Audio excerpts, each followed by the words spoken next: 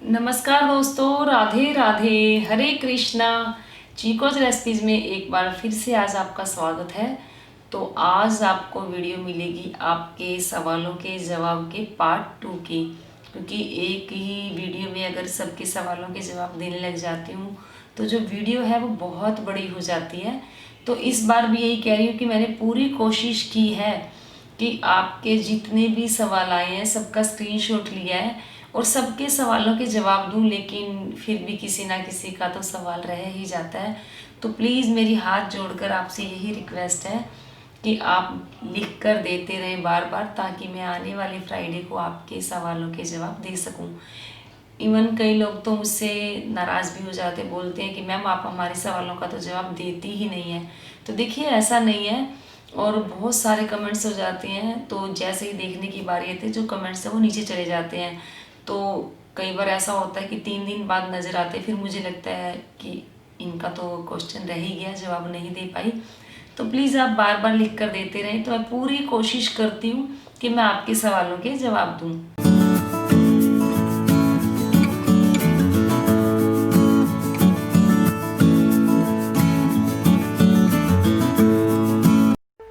Subscribe करें chikoo recipes को और बेल आइकन को टैप करें मेरी हर वीडियो सबसे पहले देखने के लिए। तो पहला सवाल ले लेते हैं। पहला सवाल है योगिता भारद्वाज का कि दीदी ये जो मॉर्निंग में पूजा करते हैं तब बनाएं तो चलेगा क्या, फिर 10-11 बजे तक रखें उसे उठा सकते हैं क्या। तो आपने ये वो पूछा है कि जो मैंने बताया था कि कार्तिक की जो पूर्णिमा आती है उससे अगले दिन जो पड़वा आता है, जिसे प्रतिपदा बोला जाता है, जिसे एकम भी बोला जाता है, उस दिन जो मंदिर के अंदर घर बनाया जाता है चावल से, गेहूं से, तो उसे कब बनाना चाहिए, कब उठाना चाहिए। तो देखिए मैंने वीडियो में आपको बताया ही हुआ है कि उसको कब बनाना है और कब उठाना है। तो आपको उसी तरीके से ही बनाना होगा और उसी तरीके से ही उठाना होगा। तो जहाँ तक मेरा ख्याल है, मैंने बताया कि सुबह जब मंदिर में जाते हैं तो सुबह ही बनाया जाता है वो, तो वो पूरा दिन बना रहता है, फिर उसके बाद शाम को उसे उठाया जाता है। फिर सवाल है पूनम सिंह का कि मैम बिना कलश और अखंड दीप के नवरात्रि का उपवास कर सकते हैं, प्लीज़ ज़रूर बताएं। तो देखिए वैसे तो बिना अखंड ज्योत जलाए आप व्रत कर सकते हैं। रही बात कलश की, तो कलश स्थापना करना कोई बुरी बात नहीं होती। कलश स्थापना करना एक शुभ होता है, क्योंकि हर शुभ काम में, हर मांगलिक काम में और हर धर्म के काम में, धार्मिक काम में जो कलश की स्थापना की जाती है। तो अगर आप व्रत करते हैं, आपने कलश स्थापना की हुई है, तो आपको अंदर से एक अच्छी फीलिंग आती है, आप पॉजिटिव रहते हैं, आपको लगता है कि हाँ वाकई कोई उत्सव चल रहा है, कोई त्योहार चल रहा है। तो कलश स्थापना ऐसा नहीं कह रही कि मैं ज़रूरी है, लेकिन अच्छा लगता है। और कुछ लोग ऐसे होते हैं जिनके जो नवरात्रे हैं नहीं मनाए जाते, जिनके जो खाटू वाले श्याम बाबा की मानता होती है, वो माता रानी के व्रत नहीं करते। और कुछ लोग करते भी हैं, ऐसा नहीं है कि नहीं करते, लेकिन जहाँ तक मैंने सुना है, क्योंकि मेरे मायके में भी खाटू वाले श्याम बाबा जी की जो मानता है, तो वहाँ वो नवरात्रे नहीं करते हैं। तो लेकिन जो मेरी भतीजी है वो बाद में करने लग गई थी। तो लेकिन घर में अभी भी कोई व्रत नहीं करता है, तो वो एक अलग बात है कि जैसे घर में किसी ने व्रत कर लिए हैं खाली नवरात्रि के और कलश स्थापना नहीं की, तो वो एक अलग बात है। तो वैसे अगर आपके घर में नवरात्रि के पूजा भी अच्छे से होती है, व्रत भी किए जाते हैं, तो आप जो है कलश स्थापना करें, आपको अच्छा लगेगा। फिर सवाल है कृष्णा का, तो आपका पूरा नाम नहीं आया हुआ है, फिर भी बता देती हूँ। तो राधे राधे दीदी, शायद आपने मेरा कमेंट नहीं पढ़ा, कोई बात नहीं। मैंने आपसे बोला था कि लड्डू गोपाल जी को लाना चाहती हूँ, तो ऑनलाइन मैंने कभी शॉपिंग नहीं की है, तो क्योंकि मुझे वहाँ पे गोपाल जी बहुत ही प्यारे लगते हैं, बस प्लीज़ मेरी मदद करें। तो देखिए आपने जिस किसी के बारे में पूछा है, मुझे नहीं पता कौन कैसा है कैसा नहीं है, क्योंकि मैंने खुद कभी ऑनलाइन शॉपिंग नहीं की है। मुझे जो भी सामान चाहिए होता है मैं खुद जाकर लाती हूँ। तो अगर आपको ठाकुर जी वहाँ बहुत पसंद आ रहे हैं तो आप देख लें, आप ले सकते हैं, क्योंकि मुझे नहीं पता ऑनलाइन क्या चीज़ मिलती है क्या चीज़ नहीं मिलती। फिर सवाल है सुमित कोहली का कि 5 दिन बाद अध्यापन करना पड़ता है क्या, 5 दिन। तो आपने जो अभी पुरुषोत्तम मास चल रहा है उसके मैंने बोला था कि आखिरी 5 दिन आप व्रत कर सकते हैं एकादशी से। तो उद्यापन नहीं किया जाता इसका। हाँ, ये होता है कि जैसे अगर हम एक टाइम भोजन कर रहे हैं या कोई पूरे महीना एक टाइम भोजन कर रहे हैं, व्रत कर रहे हैं, तो उसका दान देना जरूरी होता है। जैसे आपने 5 दिन व्रत किए हैं तो आप उसमें जैसे रोजाना एक एक थाली भोजन निकाल दें, किसी जरूरतमंद को दे दें, मंदिर में दे दें, किसी ब्राह्मण को दे दें, जो आपकी इच्छा है। मतलब ये है कि जो भोजन आपने दान के लिए निकाला है वो कोई ना कोई खा ले। या तो आप एक थाली रोजाना निकाल दें और 5 दिन आपके पूरे हो जाएंगे, नहीं तो 5, 7 या 3 जितने भी आपको थाली भोजन निकालना है, जब लास्ट का दिन व्रत होगा आपका पूर्णमासी के दिन, उस दिन आप वो भोजन निकाल दें और दान दे दें। ऐसा नहीं है कि आपको पूरा उद्यापन करना होता है। फिर सवाल है भूपन दास का कि मैम अलग अलग लोग अलग अलग पूजा करने के रूल बताते हैं, किसका मानना चाहिए किसका नहीं, प्लीज़ रिप्लाई ज़रूर करना। तो देखिए, मैं भी बताती हूँ पूजा कैसे की जाती है कैसे नहीं की जाती। तो देखिए, एक तो जो साधारण सी पूजा होती है कि घर में आरती की जाती है, या कोई भी पूजा करने से पहले हमें गणपति जी को जरूर मनाना चाहिए। तो एक नॉर्मल पूजा है, ये हर कोई करता ही करता है। बाकी जैसे त्योहारों की पूजा होती है, करवा चौथ की हो गई, होली अष्टमी की हो गई, या दिवाली की पूजा भी सबकी सेम होती है कि लक्ष्मी जी की पूजा करनी है, विष्णु जी की करनी है, उनके भोग लगाना है, गणपति जी की भी पूजा करनी है। नवरात्रों में भी सबकी पूजा सेम होती है। हाँ, ये जो त्योहार आ जाते हैं उनकी पूजा कुछ अलग होती है, और वो होती है अपने अपने घर की परंपराओं के हिसाब से। कुछ लोगों के कुछ और रिवाज होता है, कुछ के कोई और रिवाज होता है। तो बेहतर यही है आप अपने घर के बड़े बुजुर्गों से पूछें, या आपके घर में जो रिवाज है, जो परंपरा चली आ रही है, उसी के हिसाब से आप जो पूजा है वो करें। अगर आपको फिर भी नहीं पता लग रहा कि किसी ने नहीं बताया लेकिन आपको पूजा शुरू करनी है, तो अगर आप कोई जैसे होली अष्टमी की आपने पूजा पहली बार कोई शुरू कर रहा है, तो उसको पूजा वैसे ही करनी है जो लॉन्ग लाइफ चल सके, आगे आने वाले बच्चे भी निभा सके। क्योंकि हमारे जो होली अष्टमी की पूजा की जाती है वो करवा चौथ के व्रत से भी ज़्यादा मुश्किल होती है। तो आप उसी हिसाब से अपने त्यौहार मनाने शुरू करें जो आसान तरीके से हो, ताकि आप आगे चलकर भी उन त्योहारों को मनाने में सही रहें और वो त्यौहार कायम बने रहें आपके परिवार में, ताकि बच्चे भी उन पर त्योहारों को मना लें। क्योंकि जब आसान विधि होगी तो आने वाले जो हमारे बच्चे हैं वो उन परंपराओं को लेकर चलेंगे। तो मेन यही बात है। तो आपको जो अच्छा लगता है, जिसका अच्छा लगता है, जो परंपरा है, आप उसी हिसाब से जो अपने त्योहार मनाएं या जो पूजा विधि है वो करें। फिर सवाल है गणेश का कि आपने मंदिर कितने पैसे में बनवाया। तो देखिए, मुझे नहीं पता मंदिर कितने पैसे में बना, क्योंकि जब घर में वुडवर्क हो रहा होता है या घर में कोई छोटा मोटा लकड़ी का काम हो रहा होता है, तो सब सामान के बीच में ही वो चीज़ बन जाती है, और जो उसकी एक्यूरेट जो प्राइस है वो पता नहीं चल पाता। तो मुझे नहीं पता कि ये कितने पैसे में बना है। फिर सवाल है गणेश का ही कि अगर हम कहीं घूमने जाते हैं तो वहाँ लड्डू गोपाल जी को ले जाते हैं, बड़े विग्रह को नहीं ले जा पाते, तो क्या पाप लगेगा। फिर गणेश जी का ही सवाल है कि आप राधा कृष्ण की मूर्ति को रोज़ भोग लगाते हो। तो जी बिल्कुल, मैं राधा कृष्ण की मूर्ति को रोज़ भोग लगाती हूँ। और रही बात कि कहीं घूमने जाते हैं, तो जी बिल्कुल कहीं घूमने जाते हैं तो लड्डू गोपाल जी को ले जाया जाता है, तो बड़े विग्रह को नहीं लेकर जाया जाता। तो ऐसा नहीं है कि आप उनको लेकर नहीं गए तो आपको पाप लगेगा, ऐसा बिल्कुल भी नहीं है। क्योंकि जब आप लड्डू गोपाल जी की सेवा कर रहे होते हैं कहीं और जाकर, तो जो ठाकुर जी और राधा रानी की जो सेवा है वो अपने आप ही हो जाती है। और बाकी आप जहाँ भी जाएं मानसिक रूप से उनकी सेवा करें। फिर सवाल है अनीता राणा का कि लड्डू गोपाल को नज़र लग जाए तो उनकी नज़र कैसे उतारें, फ्राइडे को आप बता देना। तो जी आप उनके ऊपर जैसे नमक राई वार दें, मिर्ची वार दें, या और कुछ भी नहीं तो खाली नमक लें, 7 बार उनके ऊपर से वारें, बिना बोले आपको ये करना है। और वो नमक जो है जहाँ बर्तन मांजते हैं उस सिंक में बहा दें। तो एक तो ये नज़र ऐसे उतारी जाती है, और दूसरी है कि आप ठाकुर जी की जो कपूर से आरती की है, तो दूसरा जो है वो ठाकुर जी के सामने आप कपूर जलाएं और उससे आरती करें। तो तो भी कहते हैं उनकी नज़र उतर जाती है, क्योंकि मुझे भी जो मेरे सब्सक्राइबर्स हैं वो ही बताते हैं ये अच्छी अच्छी बातें। फिर सवाल है कल्पांश शर्मा का कि राधे राधे मैम, मैं प्लीज़ मेरा क्वेश्चन का आंसर करें। जन्माष्टमी पर लड्डू गोपाल जी लाई थी और तब से अब तक उनके नियम पूर्वक पूजा करती हूँ, 3 दिन को छोड़कर। कई वीडियो में आपको देखकर बहुत कुछ सीखा। मेरे हस्बैंड हम रहते हैं, एक्चुअली मैं ये पूछना है कि हमें दिवाली पर अपने घर जाना है ट्रेन से, तो 7-8 दिन के लिए, तो मैं लड्डू गोपाल जी को कैसे करूं? बिकॉज मेरे हस्बैंड तो मना कर रहे हैं ले जाने के लिए। प्लीज़ मेरे मार्गदर्शन करें कि मैं क्या करूं।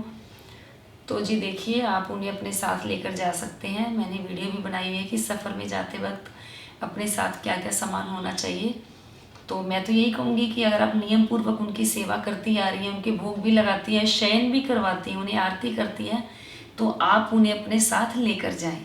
फिर सवाल है दुष्यंत का कि आपके कान्हा जी अति सुंदर है, काश मेरे पास भी ऐसे होते। मेरे को आपसे क्लासेस लेनी है, क्योंकि आपके कपड़े तो आपने कैसे सीखे मुझे भी बताइए। और मैं यह भी आपसे पूछना चाहता हूँ कि आपने ठाकुर जी का श्रृंगार कैसे किया? मुझसे नहीं हो पाता, मुझे सिखाएं। और आपसे यह विनती करता हूँ कि क्या आप मुझे बता सकती हैं कि अगर हमारे पास चलाई ना हो तो हम किससे सिलाई करके बिना हम। तो देखिए, मुझे आपका जो क्वेश्चन है कुछ समझ नहीं लगा, लेकिन फिर भी आपने पूछा है कि क्लासेस लेनी पड़ेगी। तो देखिए, ऐसा कुछ भी नहीं है। ठाकुर जी की जिन पर कृपा होती है वो अनाड़ी से भी अपने काम करवा लेते हैं। तो मैं तो खुद बहुत बड़ी अनाड़ी हूँ, क्योंकि मुझसे जो ठाकुर जी की पोशाक बनी थी, मुझे नहीं पता कैसे बनी। तो ये तो ठाकुर जी की इच्छा थी या ठाकुर जी की कृपा थी जो वो पोशाक बन गई। और रही बात उनका श्रृंगार करने की, तो ऐसा नहीं कि क्लासेस लेनी पड़ेगी। आप रोज़ाना उनका श्रृंगार करेंगे तो धीरे धीरे आपको आदत हो जाएगी, तो आप जो उनका श्रृंगार है वो अच्छे से करने लगेंगे। फिर सवाल है मीनू शर्मा का कि घर में 2 शंख बजाने वाला व दक्षिणावर्ती रख सकते हैं? अगर रख सकते हैं तो क्या दोनों में जल या चावल भरकर रखते हैं? प्लीज़ बताएं। तो जी ऐसा नहीं है, घर में 2 शंख है तो ठीक है, एक दक्षिणावर्ती होगा, एक वामवर्ती होगा। आपने मुझे ये नहीं बताया कि कौन कौन से शंख हैं। तो जो दक्षिणावर्ती शंख है उसके अंदर आप चावल भर कर रखें, क्योंकि वो लक्ष्मी जी के लिए होता है। और जो वामवर्ती शंख होता है वो भगवान श्री विष्णु होते हैं, उसके अंदर आप पानी भी भर कर रख सकते हैं या उसे खाली भी रख सकते हैं। लेकिन ध्यान रहे कि कोई भी शंख आप रखें उसे डायरेक्ट ज़मीन पर ना रखें, जहाँ भी रखें उनके नीचे लाल कपड़ा होना चाहिए। फिर सवाल है पूजा मिश्रा का कि मेरा प्रश्न यह है कि मेरा आंगन कच्चा है, वहाँ अभी हर जगह तुलसी के पौधे हुए हैं, जो पैरों के नीचे आते थे उन्हें उखाड़ देती हूँ, क्या ये सही है? प्लीज़ मैम बताएं। तुलसी की मंजरियों को तोड़कर कहाँ रखें? मैंने कई बार प्रश्न किया, आप देख नहीं पाई होंगी शायद, इसलिए आज फिर पूछ रही हूँ। तो जी जो पैरों के नीचे तुलसी आती है, वहाँ से या तो जो आप तुलसी के जो बीज हैं वहाँ डाल देते होंगे, तो या कई बार ऐसा होता है कि हवा से उड़ के भी आ जाते हैं तो पौधे उग जाते हैं, तो वहाँ से आप तुलसी के पौधे हटा दें, क्योंकि पैरों में तुलसी आना अच्छा नहीं होता, क्योंकि तुलसी का पौधा हमारे लिए पूजनीय है, तो पैरों में तो बिल्कुल भी नहीं आना चाहिए। बाकी रही बात तुलसी की मंजरी की, तो तुलसी की मंजरी आप विष्णु भगवान पर रोज़ चढ़ाया करें, बहुत अच्छी होती है, विष्णु भगवान प्रसन्न होते हैं। तो यानी कि शालिग्राम जी पर चढ़ाएंगे, क्योंकि शालिग्राम जी पर चढ़ाएं, क्योंकि शालिग्राम जी भी विष्णु रूप ही है, वो भी बहुत प्रसन्न होते हैं तुलसी की मंजरी चढ़ाई जाती है। तो बाकी अगर तुलसी की मंजरी बहुत ज़्यादा आ जाती है तो उन्हें एक पॉलीथिन में इकट्ठा कर लें। तो कई बार ऐसा होता है कि ठंड बहुत होती है या गर्मी बहुत ज़्यादा होती है, तो जो तुलसी के पौधे हैं सूख जाते हैं, तो आप उन्हें, जब आपके पास तुलसी के बीज होंगे तो आप कई सारे गमलों में अगर डालेंगे तो किसी ना किसी गमले में तो तुलसी उगकर आएगी ही, तो आप उन्हें संभाल कर रखें। फिर सवाल है भावना शर्मा का कि ma'am I want to buy दक्षिणावर्ती शंख, can you please tell from where I can buy it? तो जी दक्षिणावर्ती शंख आपको पूजा की दुकान से भी मिल जाएगा, जहाँ पर पूजा का सामान मिलता है।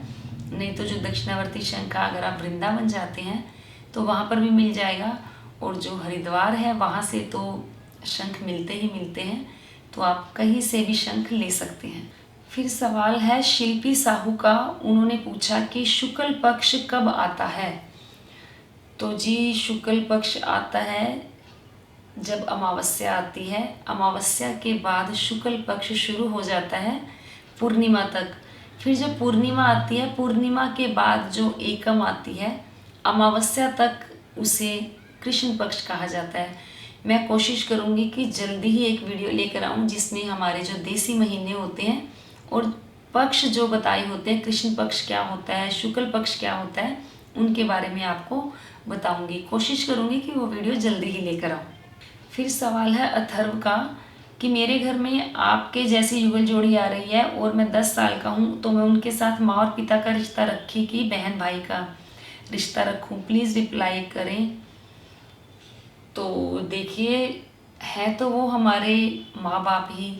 तो वैसे जब ठाकुर जी और ठाकुराइन घर में आते हैं, यानी कि भगवान के साथ कोई ना कोई रिश्ता जरूर बनाना चाहिए। तो अगर आप भाई बहन का रिश्ता बनाना चाहते हैं या भाई का या जो भी रिश्ता बनाना चाहते हैं, देखिए एक मित्र का जो रिश्ता होता है उनके साथ हम झगड़ा भी कर लेते हैं, अपने मन की बातें भी कर लेते हैं। तो लेकिन ये तो कहने की बात है कि उनसे ये बातें कर लेते हैं, भाई से कर लेते हैं, मित्र से कर लेते हैं और माँ बाप से भी कर लेते हैं। तो किसी से कोई बात करें या ना करें, लेकिन ये सच्चाई है कि हम जो भी बात किसी से भी नहीं कर पाते वो हम हमारे परमात्मा के आगे बैठकर उनसे हर कोई बात अपने मन के जरिए उनसे बातें कर लेते हैं। तो रिश्ता आप कोई भी बनाए, माँ का बनाए, बाप का बनाए, तो फिर भी जो बात आप अपने माँ बाप से नहीं भी कह पाते उनसे फिर भी कह लेंगे। तो इनका रिश्ता तो सबसे बड़ा है, क्योंकि ये सही कहा है कि त्वमेव माता च पिता त्वमेव, त्वमेव बंधु च सखा त्वमेव, त्वमेव विद्या च द्रविणम त्वमेव, त्वमेव सर्वम मम देव देव। तो यही है कि जो भी हैं, मित्र हैं, सखा हैं, माँ बाप भाई बहन जो भी हैं आप ही हैं। तो ये आपके ऊपर डिपेंड करता है कि आपने कौन सा रिश्ता बनाना है। फिर सवाल है सृष्टि चौहान का कि दीदी अधिक मास में कितने दीपक दान करने चाहिए, दीपक दान का महत्व क्या होता है और किस तरीके से दीप दान करते हैं, चांदी के व पीतल का भी कुछ चेक माई कमेंट्स। तो जी जो दीप दान दिया जाता है वो बहुत शुभ होता है। जैसे कार्तिक के महीने में दीप दान किया जाता है मंदिर में, तुलसी जी में, और वैसे भी जब हम अपने घर में आरती करते हैं तो वो भी दीप दान में ही आता है। और अगर आप दीप दान मंदिर में कर रहे हैं तो आपको चांदी के दिए में जोत जलाकर मंदिर में दान करके आनी चाहिए। तो दीप दान का बहुत महत्व है। दीप दान से जो भगवान श्री हरि विष्णु है प्रसन्न होते हैं, तुलसी माता प्रसन्न होती है। और दूसरा ये है कि जब भी दीप प्रज्वलित होता है वो एक आशाओं की किरण होती है, क्योंकि वो हमारे जीवन में रोशनी लेकर आते हैं, हमारे अंदर एक पॉजिटिव एनर्जी लेकर आते हैं। तो दीपदान का यही महत्व है कि हमारे जीवन में आशाओं की किरण जो यूं ही फैलती रहे। फिर सवाल है अर्चना का कि I asked this question 2 or 3 time but you are not given answer. I asked you क्या 11 के दिन कांसे की थाली में खाना खाते हैं, मैंने एक बुक में पढ़ा था, so I am confuse, please give answer. तो जी कांसे के बर्तन में खाना खाया जाता है, अच्छा होता है खाना खाना, आपने किसी बुक में पढ़ा होगा। तो जो किताबें हैं वो पहले की बनी होती हैं, पहले की कथाएं हैं, तो उनमें बहुत कुछ ऐसा है कि जो आज के टाइम में संभव नहीं है। तो आज के टाइम में जो संभव हो सकता है, तो पूजा पाठ जो है वो हर टाइम में संभव हो सकता है, ध्यान जप तप दान ये सब हम हर टाइम कर सकते हैं। तो जैसे कांसे का बर्तन है तो किसी के पास होता है, किसी के पास नहीं होता, कई बार मार्केट से मिलना भी मुश्किल हो जाता है। तो अगर आपके पास कांसे की थाली है तो आप उसमें भोजन कर सकते हैं। तो जैसे भी पुरुषोत्तम मास चल रहा है तो इस दौरान कहते हैं कि कांसे के बर्तन में जो 33 मालपुए बनाकर दान में देने चाहिए। तो अगर कांसे का बर्तन नहीं मिलता तो आप स्टील के बर्तन में दे सकते हैं, तो ये आपकी इच्छा है। तो हाँ, ये फैक्ट है कि कांसे के बर्तन में खाना खाना शुभ होता है। एकादशी के दिन आप कांसे के बर्तन में खाना खा सकते हैं। फिर सवाल है सागर का कि मैम मेरे मन में भगवान के प्रति बैड विचार आते हैं, मैं क्या करूं, कुछ समझ नहीं आ रहा, अब आप ही कुछ बताएं। तो जी मन तो है ऐसा ही है कि उसके अंदर तो विचार आएंगे ही आएंगे, दिमाग भी हमारा है उसके अंदर भी विचार आएंगे। अगर हम ध्यान में भी बैठते हैं तो भी कुछ ना कुछ उधेड़ बुन चलती ही रहती है दुनियादारी की, कभी कुछ। तो विचारों को आना है, उन्हें आने दें। जब आप ठाकुर जी की पूजा करते हैं तो जो भी विचार आपके मन में आ रहे हैं उन्हें आने दें। इसका मतलब ये है कि आपके अंदर जो भी विकार हैं वो बाहर निकल रहे हैं, क्योंकि जब भी हम पूजा करते हैं ज़रूरी नहीं है कि हर बार अच्छे विचार ही आते हैं। सबके साथ ही कई बार ऐसा होता है पूजा करते हैं तो हमें लगता है कि भगवान ना करे घर में किसी की डेथ हो जाए, या ऐसा या वैसा। बुरा भी हम सोचते हैं तो अच्छा भी हम ही सोचते हैं, लेकिन जो भी विचार आते हैं उन्हें आने दें। लेकिन अपने अंतर मन से जब भी पूजा करें तो जाप लगातार करते रहें। अगर बैड विचार आते हैं, गंदे विचार आते हैं, बुरे विचार आते हैं तो उन्हें आने दें, क्योंकि जब हम पूजा करते हैं हमारे अंदर के जो विकार होते हैं वो बाहर निकलते हैं। तो जैसे जैसे वो बाहर निकलेंगे हमारे अंदर की जो सफाई है वो होती रहेगी। तो बस ध्यान रहे, निरंतर जाप करते रहें। तो ये थे आप सभी के सवालों के जवाब। मैंने सभी के सवालों के जवाब देने की पूरी कोशिश की है। मुझे पता है फिर भी काफ़ी लोगों के जो सवाल हैं रह गए होंगे, तो कोशिश करूँगी अगली बार आप सभी के सवालों के जवाब दूँ। लेकिन मैं हर बार बोलती हूँ, आप कहोगे मैम हर बार बोलती हैं कि कोशिश करूँगी, लेकिन हमारी बारी नहीं आती है। लेकिन फिर भी प्लीज़ आप लिख कर देते रहें तो फिर पूरी कोशिश करूँगी। तो उम्मीद करती हूँ आप सब खुश हुए होंगे जिनके सवालों के जवाब मैंने दिए, और वीडियो भी पसंद आई होगी तो वीडियो को लाइक करें, शेयर करें। मेरे चैनल को सब्सक्राइब करना तो आपको भूलना ही नहीं है। जो भी वीडियो देख रहे हैं चैनल को सब्सक्राइब जरूर कर लें, और साथ में जो आपको बेल आइकन नज़र आ रही है उसे भी टैप कर दें, ताकि जो वीडियो आती है उसकी नोटिफिकेशन सबसे पहले आप तक पहुंच जाए। तो आज के लिए इतना ही, फिर मिलते हैं। धन्यवाद। हरे कृष्णा।